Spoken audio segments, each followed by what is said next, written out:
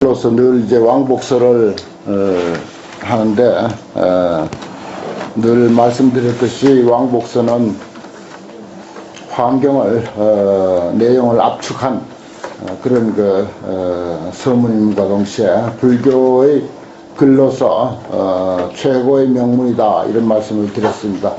저도 아주 신심은 납니다만은 또 그 속에 정말 담겨있는 불가사의한, 그야말로 뭐라고 다 말로 표현할 수 없는 무궁무진한 뜻을 드러내서 여러 스님들에게 전해드리지 못한 게 늘 마음에 남아 있습니다. 또 오늘 발표했듯이 전법사에서 이걸 이제 책상 앞에 세워두고 늘 읽으시라고 하는 뜻에서, 또 이제 글자체가 좋아서 이체대로 사용하기도 아주 좋게 되어 있습니다. 그래서 이런 것을 반복해서 읽고 쓰고 사유하고 이러한 과정에서 그 속에 담겨있는 아주 오묘한 뜻을 내가 마음으로 느끼는 것이고, 그러면서 간혹 무릎을 치면서 아하, 이런 뜻이구나 하고, 이렇게 우리가 어떤 깨달음에 다가설 수 있지 않을까, 그렇습니다. 말로는 사실 제대로 표현하기가 참 어려워요. 그래서 참 신심나신 스님께서 이렇게 손수 만들어 가지고 이렇게 여러분들에게 공양을 올렸습니다. 열심히 읽고 쓰고 하셔서 그 깊은 의미를 체득하시기 바랍니다. 오늘은 왕복서 네 번째 사사무예의 상이라고 했습니다. 저 앞에부터 사사무예의 상을 말씀을 드렸는데, 이걸 이제 흔히 시편문으로 표현이 되고 있습니다. 시편문으로 표현이 되고 있는 것을 서문에다가 두 구절씩 해서 시편문을 다 담았어요. 처음에 보면 세 번째인데, 미세하게 서로 수용하면서 제자리에 있다 그랬어요. 미세 상용 알림문, 이런 것은 이제 익숙해야 됩니다. 미세 상용 알림문, 시편문의 이름이죠. 이걸 이제 청양스님께서는 그 서문에서 아주 아름다운 그 문학적 표현을 통해서 병년 재현은 유피개병이라 이렇게 말했어요. 병년 환하다, 환하여, 재현 다 나타났다, 환해서 다 나타나 있다. 다 나타나 있는 것이 아주 작은 그 겨자씨가 말하자면 마치 겨자씨를 담은 병과 같다. 유리병, 아주 투명한 유리병에다 겨자씨를 잔뜩 담아 놨을 때 그 겨자씨 하나하나가 다 눈에 들어옵니다. 그러면서 그 병 안에 들었으니까 그 안에 다 수용하고 있는 거죠. 제자리에 있는 것이고, 그러면서도 아주 미세합니다. 큰 미세한 것이 그대로 다 낱낱이 독립해 있으면서 또 제자리에 그렇게 있다. 이건 이제 세상 만사, 사람이면 사람, 사물이면 사물, 이 삼라만상 모두와 다 이러한 형식을 통해서 존재해 있다, 이런 뜻입니다. 그 다음에 이제 동시구족 상응문인데, 동시에 구족하여 서로 상응한다, 그런 뜻인데, 구족 동시는 방지해적이라 그랬습니다. 동시에 구족한 것은 바닷물의 물방울과 같다. 말하자면 한 방울의 물 속에 어떻습니까? 그 드넓은 바다의 짠맛이 그 한 방울 물만 맛봐도 다 알 수 있습니다. 그 넓은 바닷물, 그 양이 얼마나 많습니까? 상상해 보십시오. 그런데 한 방울 속에 그 넓고 넓은 바닷물의 그 많은 양, 그 드넓은 바다가 그 한 방울 물 속에 다 포함되어 있고, 한 방울 물의 의미만 알면은 드넓은 바다를 다 알 수 있다, 이런 뜻입니다. 참 표현이 아주 근사하죠. 이 세상에 모든 존재하는 것이 사람도 가까이고 만물도 가까이고 차별된 입장으로 보면은 모든 것이 그렇게 한없이 차별하고 있는데, 그런데 사실은 이 우주에 우리가 함께 하고 있기 때문에, 같은 우주 공간 속에 함께 하고 있기 때문에 사실은 성질이 똑같습니다. 사람이나 동물이나 광물이나 식물이나 이 우주 법계에 존재하는 것은 하나만 딱 들면은 그 전체를 다 파악할 수 있어요. 하나의 원리로 되어 있습니다. 그걸 이제 가까이로 이제 압축하면은, 예를 들어서 스님들 하면, 스님 한 스님이면 다른 스님들을 다 알 수 있고, 또 한 집안 하면은 한 집안에 한 사람, 가족 한 사람이면 그 집안을 다 알 수 있고, 이런 식으로 이제 이해하는 길도 있어요. 그걸 좀 더 확대하면요, 이 세상에 존재하는 모든 것, 그 모든 것은 말하자면은 나뭇잎 하나로서 충분히 이 우주 법계의 모든 것을 충분히 알 수 있다, 이런 의미죠. 구족동치는 방지해적이라. 참 그 표현이 얼마나 근사합니까? 이걸 뭐 철학적으로 어떤 그 이치를 가지고 풀면은 구차하죠. 아주 그 설명이 깁니다. 또 그래봐야 썩 마음에 와 닿지도 않습니다. 그런데 구족동치는 방지해적이라, 이렇게 8글자로 딱 표현하면서 이 우주에 존재하는 모든 것은 전부 사실은 동시에 구족해 있다. 비유하자면 그 드넓은 바다에서 한 방울의 물과 같은 것이다. 한 방울의 바닷물을 통해서 그 드넓은 바다의 성질을 다 알듯이, 이런 뜻이지 않습니까? 그래서 이 왕복서를 명무이다 하는 거예요. 그 다음에 일도상용 부동무인데, 하나와 많은 것이 서로 수용하여 하나 같지 않다 그랬어요. 일다무에는 등 허슬지 천등이라 그랬습니다. 하나와 많음이 걸림이 없는 것은 텅 빈 방에 1000개의 등불을 밝힌 것 같다. 이건 이제 무슨 뜻인가 하면은, 여기 지금 등불이 상당히 여러 개 켜져 있습니다. 그런데 한 개를 켜도 이 방 안에 비록 어둡긴 하겠죠. 그 하나의 등불의 불빛은 이 공간에 꽉 찹니다. 2개를 켜도 역시 꽉 찹니다. 3개를 켜나 10개를 켜나 100개를 켜도 그대로 전부 꽉 찹니다. 절대 싸우지 않아요. 10개를 켰다고 해서 여기는 내 자리다, 여기는 네 자리다, 이런 식으로 경계를 가지고 다투거나 그러지 않습니다.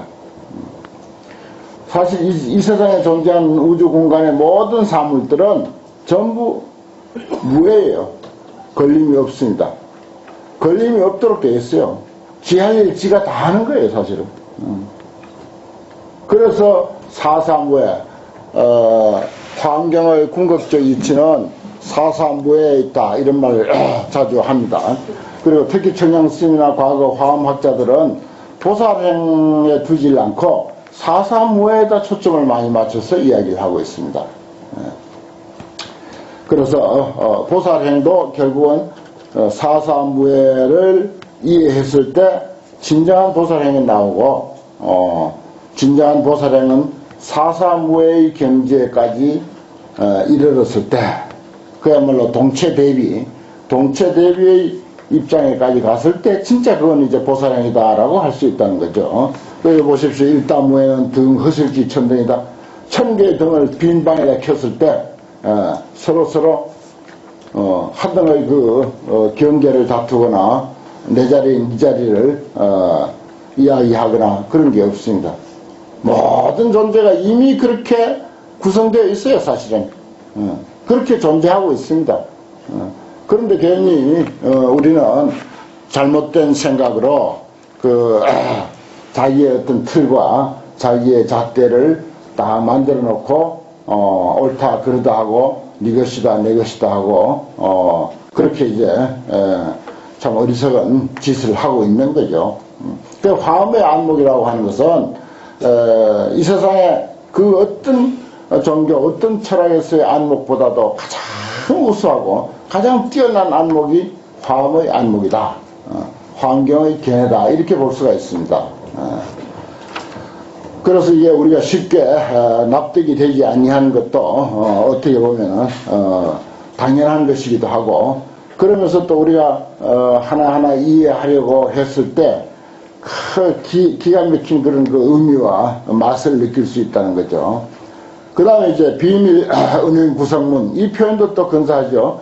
비밀이 숨고 드러남이 함께 성립된 것인데, 이것도 역시 사람과 모든 천지 만물이 다 이렇게 존재한다는 것입니다. 뭐라고 했죠? 숨고 나타남이 함께 성립되면 마치 가을 하늘의 반달과 같도다. 반달이 라고 해서 그 달이 어디 기울어진 겁니까? 기울어진 게 아니에요. 가렸을 뿐이지. 달 그 자체는 전혀 손상이 없는 거라고요. 뭐 혹시 우리가 일식월식을 보더라도 잠깐 이렇게 그 위도가 달라져서 가렸었을 뿐이지, 그런 사실을 우리는 지금 너무나도 잘 압니다. 여러분들 지금 눈앞에 드러난 그 모습, 그게 여러분들 전체 아니잖아요. 어떻게 보면 숨은 게 더 많습니다. 그 모든 존재가 그렇습니다. 꽃도 마찬가지고 모든이 마찬가지입니다. 예를 들어서 어떤 씨앗이 있다고 합시다. 그 씨앗이 예를 들어서 장미꽃 씨앗이다. 이렇게 우리가 봤을 때 그 씨앗 속에는 그거 보면 아무것도 아니죠. 그 속에는 저 푸른 하늘도 있고 새싹도 있고 꽃도 있고 푸른색, 붉은색, 온갖 색깔이 그 씨앗 속에 다 있습니다. 그와 같이 다 드러나 있는 게 아니죠. 드러나 있는 것 같으면서 다 드러나 있지 않습니다. 우리 연꽃 불교에서는 좋아하는데 연뿌리 그거 보십시오. 얼마나 그저 흙투성이고 참 아무렇게나 막 생겼잖아. 지 생기고 싶은 대로 생긴 그 연근, 거기서 그 아름다운, 만고의 아름다운 그 연꽃이 피지 않습니까? 이미 그 연근 속에 연꽃이 있어요. 연꽃이 있다고요. 연꽃은 은이야. 근데 혀는 뭐라고? 연뿌리야. 모든 존재가 그렇습니다.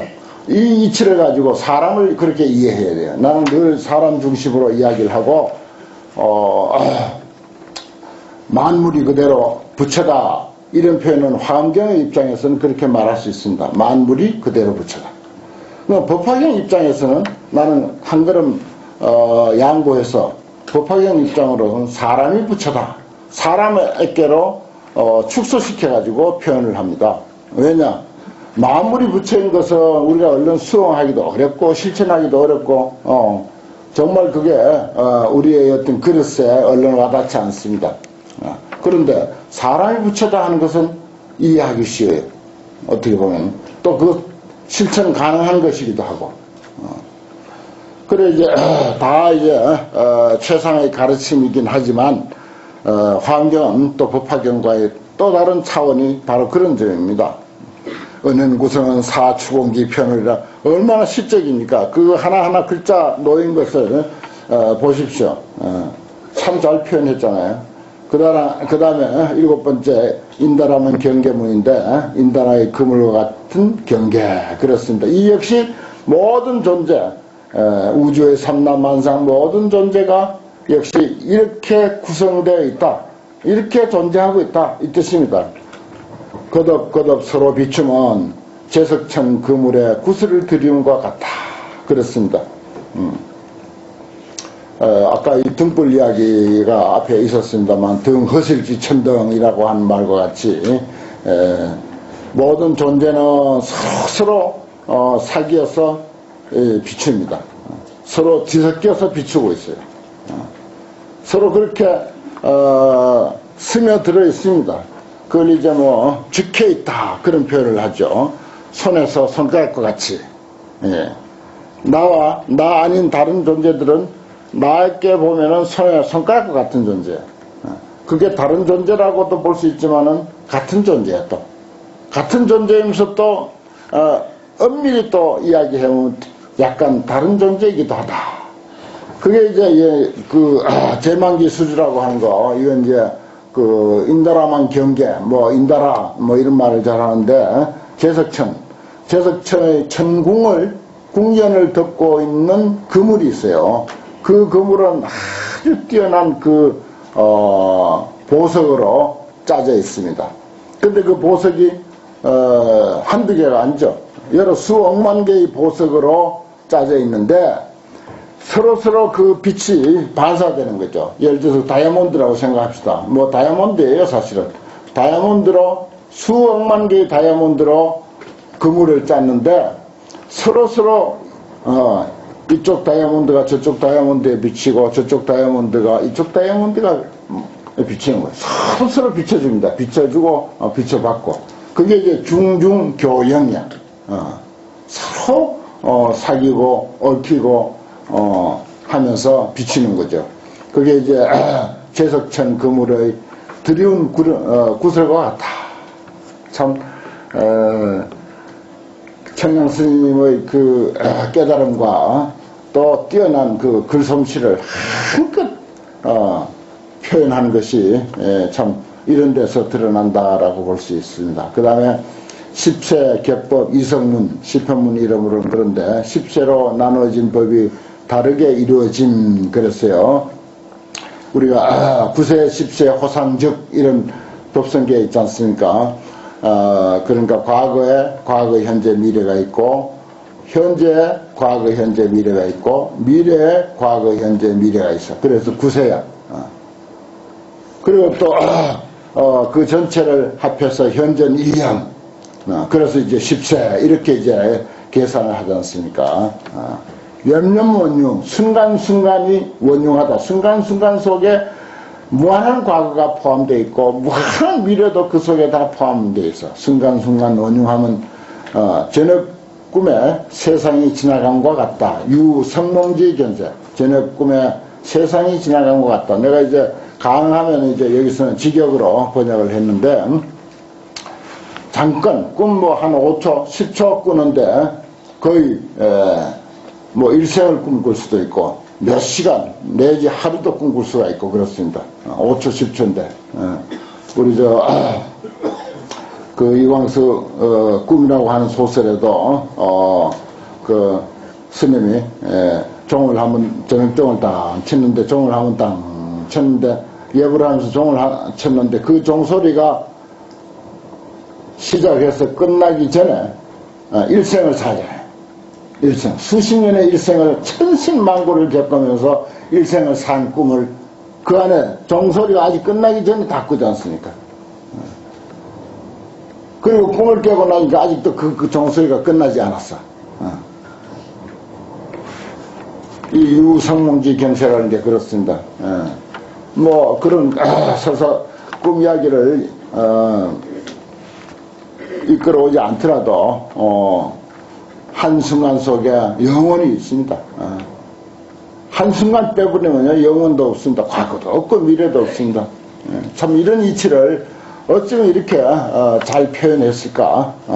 그리고 간단하게 이렇게 장황하게 설명하지 않고도 염염원융원 유성몽지 견세로다.